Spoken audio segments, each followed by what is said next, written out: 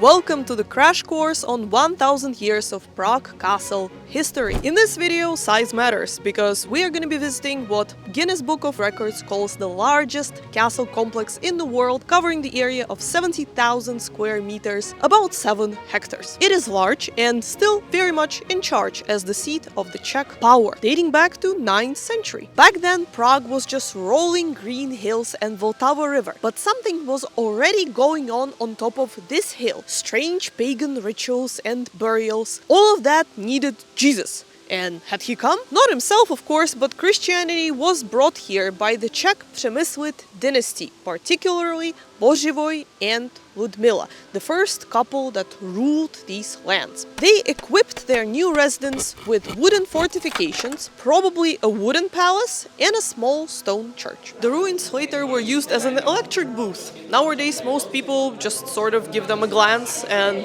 pass by, kind of like in Rome when you are waiting for a bus next to the ruin of the ancient temple. The next church that was established here still stands today, and that's St. George's Basilica, that served as the seat of the first Prague bishop. It was founded in the year 920 by Duke Vratislav I, whose statue you can see over there. The building has undergone many renovations, notably the Baroque facade, that shaved about 600 years off its apparent age and made this old thing look like a new puppy. But don't be fooled, it's just a good facelift by the Italian architect. I personally prefer to see the wrinkles and the cracks, but I get it, everyone wants to stay fashionable.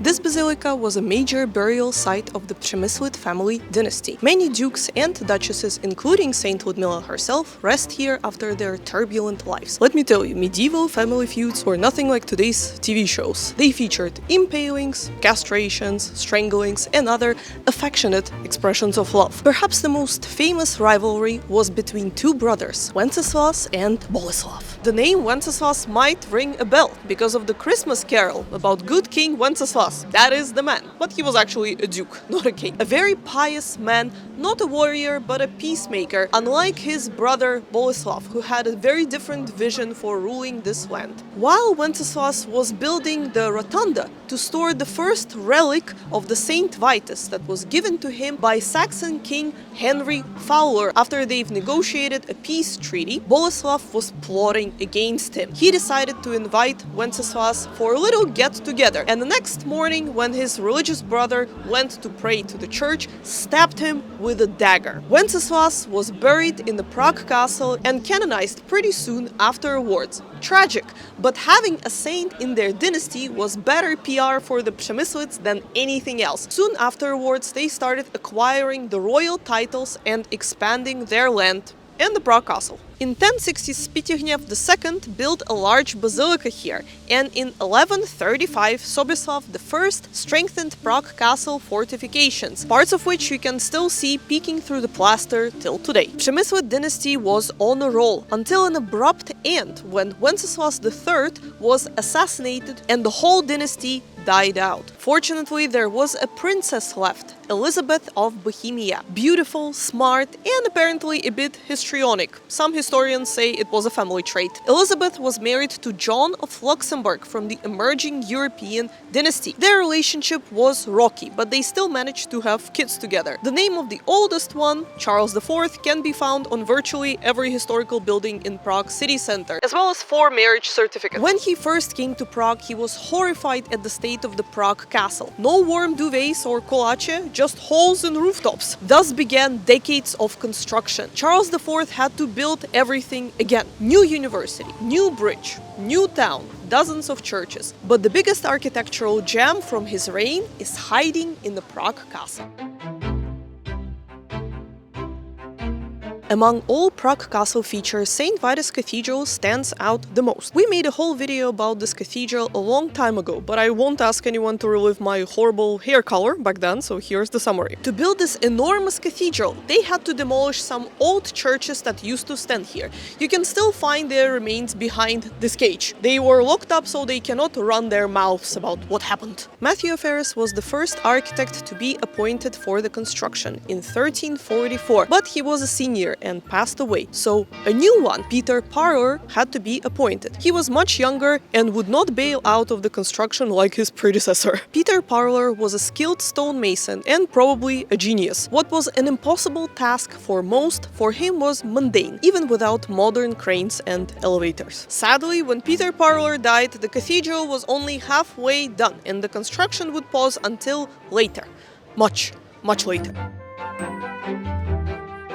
Let's move on. Sorry to break it to you, but the Luxembourgs had also kicked the bucket. Another brotherly rivalry, I'm afraid. This one did not end with castrations, but with a full-blown war called Hussite War. During that time, Prague Castle was plundered by iconoclasts, but survived. And the next royal that entered it was a foreigner, Vladislav II of Jagiellonian dynasty, Polish-Lithuanian line. Even though the Jagiellons had only stayed here for 1.5 generations, Vladislav managed to build one of the largest secular Gothic spaces in Europe at that time, called Vladislav Hall, after himself. And it's right inside the old royal palace. You can still visit it today. His son Ludwig died in a battle against the Ottomans, ushering the rise of a new dynasty, the Habsburgs. These guys definitely had overstayed their welcome. The Habsburgs, many of them with much to tell. The first one was Ferdinand I, who inherited Czech throne through his marriage to Anne of Bohemia and Hungary. These two had 15 kids together, not just out of love, but also to secure the plans for Habsburg European domination. That kind of worked out. Say what you will about the Habsburgs, but they knew how to party. That's why they built those stunning royal gardens, with the lavish summer palace of Queen Anne and the ball game house. Family relations sometimes turn the phrase "vice is nice, but incest is best" into the royal reality, which backfired with genetic and mental health problems, aka mysterious royal illnesses. Speaking of undiagnosed mental illnesses, please welcome Rudolf II. He wasn't actually that bad, just quite eccentric, collected a lot of art, curiosities, the majority of which were stolen by the Swedish, and invited scientists to Prague. Johannes Kepler might ring a bell. Rudolf's reign was the pinnacle of Prague's cultural life. Never before were so many scholars, charlatans, and the brightest minds of Europe mingling together in one city. To participate in the court life, aristocrats were required to build their palaces in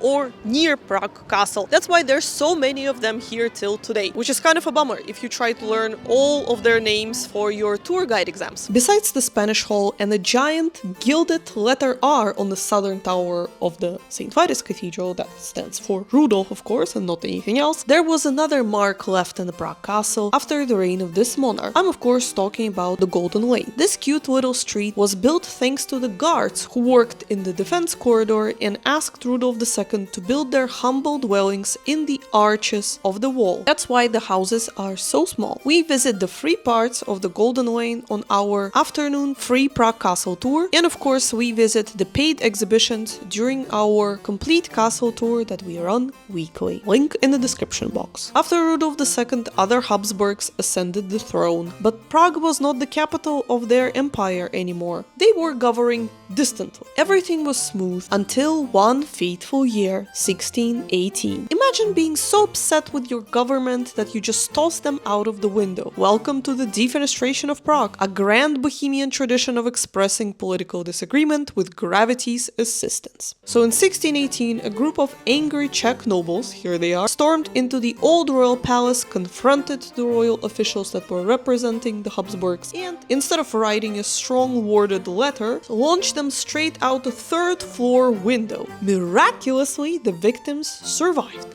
claiming they were saved by angels. Though locals insist it was just a pile of manure below the window that softened their fall. This rather comical event had started something that was not a laughing matter at all. It was one of the bloodiest wars in European history, called 30 Years' War, because it lasted, you guessed it, 30 years. Prague's star burned so bright it inevitably had to fall. Political and religious turmoil had caught up. War after war, Prague diminished from the capital of the Holy Roman Empire to the provincial capital of Bohemia. Even though Prague fell from grace, there was still one major renovation of the Prague Castle during the reign of Maria Theresa. She invited her court architect Niccolo Pacassi, who united all the freestanding old palaces under Baroque and Classicist facades that you can still see here today. Maria Theresa actually did not like to stay in Prague that much. That's because during the War of the Austrian Succession, Czechs kind of stabbed her in the back figuratively because they paid homage to her rival, a Bavarian elector, Charles Albert. That left an everlasting bitterness. She could never forget it. There is no worse curse than good memory.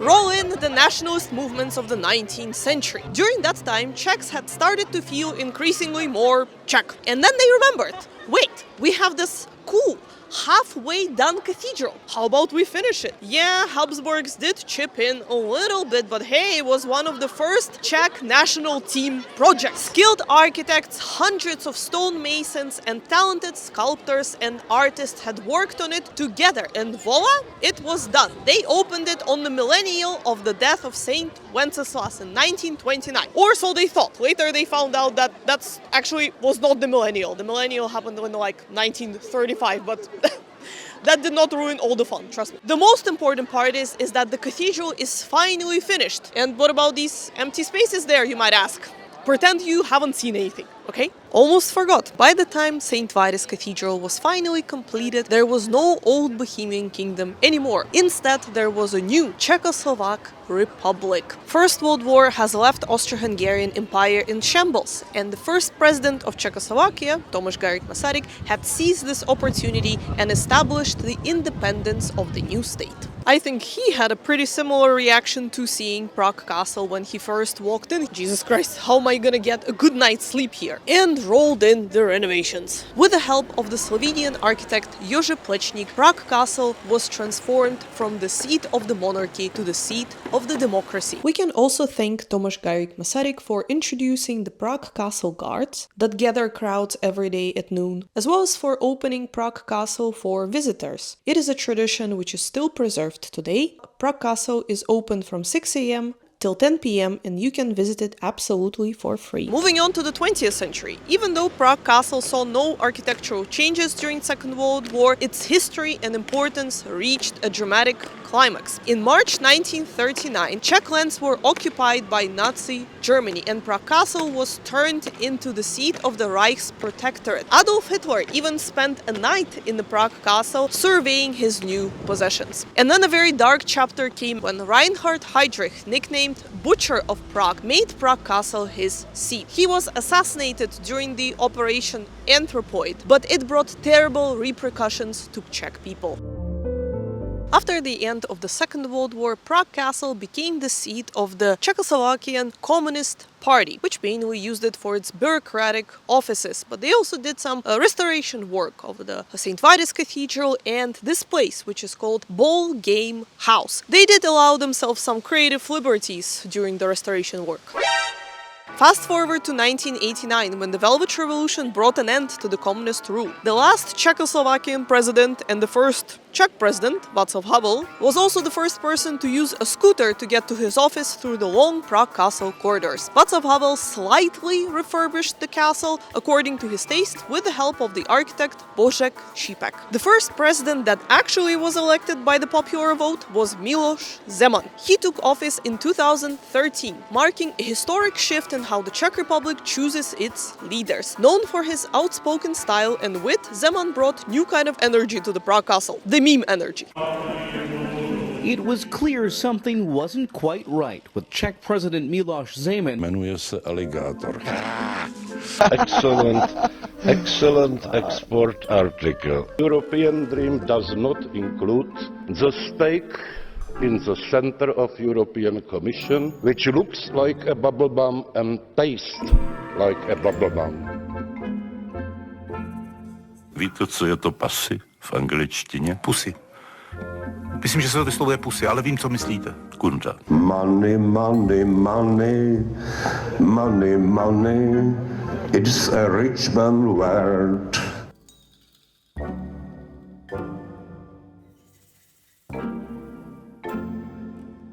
That was it, guys. 1000 years of Prague Castle history. You passed our little crash course. Congratulations. Thank you so much for watching, and we will see you in our next video. Bye!